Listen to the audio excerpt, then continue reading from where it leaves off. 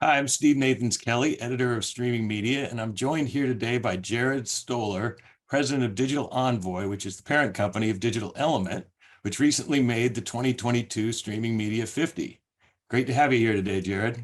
Well, thanks, Steve. Exciting to be here and exciting to be on the list. Yeah. Well, congratulations. Well deserved. So let's just jump right into it. So I understand that Digital Element has been around since 1999, when it launched the industry's first IP address intelligence offering aimed at serving the advertising industry. Over that 20+ year history, the company has dominated that space and diversified its customer base by recognizing the other use cases for its data, specifically digital rights management, licensing, and compliance. So have you seen a rise in piracy over the decades? And what makes Digital Element a suitable solution provider to meet these challenges? Yeah, so to the first part of the question, I think it's safe to say piracy remains a problem for the industry. The reality is that the popularity of the content that streaming services are providing is a strong lure for illicit viewing. So the challenge that creates for content providers is trying to figure out how to leverage technologies or data or solutions like ours, or companies like ours, that allow for location-based intelligence to ensure that you can leverage highly accurate global IP in order to control the distribution and sharing of the marketable digital assets. So this creates a bit of a barrier to theft. Think about making sure that you're only showing a ball game in the correct market for a subscriber that should have access to the team in that market. And that was a really good first step, ensuring that you could sort of lock down content based on a broad geography for licensing rights or to prevent theft was good. But the reality is that it's an incomplete solution because user behavior has also evolved. And now you have some viewers who are turning to solutions like VPNs to mask their location in an effort to circumvent those protections.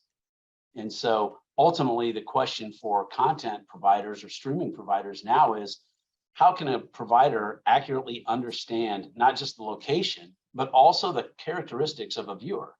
Because they don't want to block and potentially anger legitimate viewers, but they still need to identify and make authorization decisions based around content protection. So it's a bit of a challenge for content providers to evolve their capabilities to keep up with the capabilities or the tools that are being leveraged by people who would like to create illicit access to the content. And so, that's why piracy remains a challenge, but also a little bit about how piracy has evolved. The second part of your question, why are we a suitable aid, or why do we work with folks to help solve that? It's probably because we've got a very unique understanding of internet traffic and routing, and it puts us in a position to help solve both challenges. In addition to the IP geolocation intelligence, which you mentioned that we've been doing for decades now, we're the only provider that we know of that actually classifies all new VPN services as they emerge. And we monitor hundreds of VPNs, dozens of proxies, and a couple darknets as well. And as a result, we can go beyond just determining if a service is a VPN or a proxy, but we're able to go to the source of where those VPNs exist and are able to provide some contextual information about the VPN provider. And that feature is unique to Digital Element. And we're able to do this because we've got a long history of expertise in IP address intelligence data, but we continue to innovate to ensure that we're helping our clients maintain a lead on the evolving threat landscape by understanding not just whether or not something is a VPN or where it is, but the context around it. That makes sense. And speaking of VPNs, going back to 2020, beginning of the pandemic, one of the many, really dramatic changes that we saw then, during the initial lockdowns was, a huge spike in VPN usage around the world, really. And this was a result not only, I think, of consumers signing up for VPN services to access content, but also the increase in, obviously, people working from home. And I saw an estimate that 1.6 billion people now rely on VPNs to surf the web. So what new challenges does this rise in VPNs, bring to streaming media companies? Yeah, I guess to expand a little bit on what I mentioned previously, it's not just there's just more people like you mentioned using VPN services, but there's a proliferation of VPN services on the market. There are literally thousands now, and some are used for securing an organization, such as zero trust gateways. Others like Google VPN are used for people who focus on privacy. But the reality is that there's another category of sort of VPN services or VPN users that allow users to do things like select their geographic exit destination. And that gives a user the ability to circumvent territorial restrictions. And in some VPNs, there's features like no logging and other capabilities that give people the freedom to commit cyber crimes, like exploiting home VPN usage to break into corporate systems. So the biggest challenge today that we see is that the proliferation of users and VPN services makes it very difficult for security and compliance teams to gain context into the various VPN providers and the traffic sources so they can be evaluated from a security standpoint. Again, somebody who just cares about privacy is not necessarily the same risk to an organization as somebody who's trying to circumvent a territorial restriction on content viewing. So really, it puts the onus on the security and compliance team to try to get as much context and insight and VPN intelligence as they can. And that's why that understanding becomes essential with so many people using VPNs now. So, I mean, when you talk about VPN intelligence data, what exactly do you mean by that? And can you kind of describe how that's leveraged for security purposes? Sure, it's a good question. So VPN intelligence data consists of data points such as VPN classification, meaning is it masked, is it public, is it private? Things like the provider name and URL, the IP address related to the provider. Is the traffic commercial or residential? And of course, geolocation, where is the traffic coming from? All of this data helps security teams assess the VPN traffic and make strategic decisions around which traffic sources are benign, which are risky, and which ones, if any, should be blocked altogether.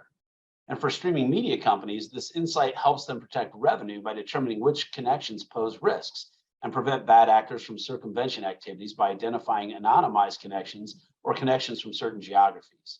So that's how the VPN intelligence really plays a key role in companies making sound decisions with how to treat a user.